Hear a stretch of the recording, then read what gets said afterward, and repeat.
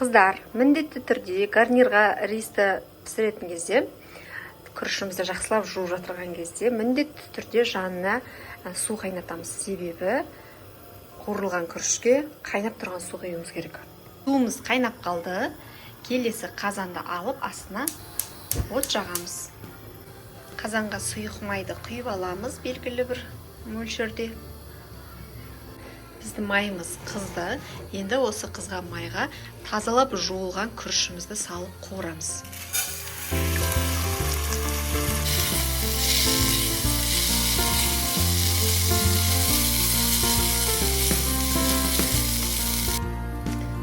Бір шай қасық тұз саламыз. Менде бұл морская соль.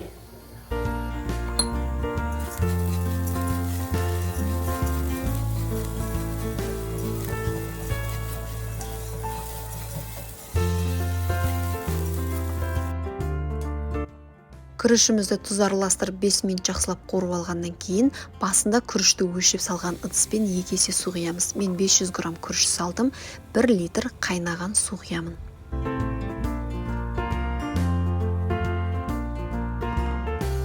Күрішті жақсылап араластырып, өте баяу отқа қойып, қазанның қақпағын жауып, тұп-тура 15 минутқа пісіремін. 15 минутта шатасып кетпес үшін мен тек қана таймермен жұмыс жасаймын, таймер қойып қоямын.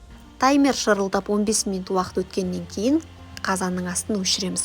Бірақ қақпағын ашпай, өз буымен тағы да 15 минут тұру керек. Сонда ғана күрішіміз жұп-жұмсақ болып піседі. Тағы да 15 минут өткеннен кейін күрішімізді пайдалана берсек болады. Үстіне кез келген подлив қоссаңыздар болады. Ал мен бүгін курица в кисло-сладком соусе жасадым. Оның рецептін менің каналымнан табасыздар. Көп-көп рахмет, жазылып қойыңыздар.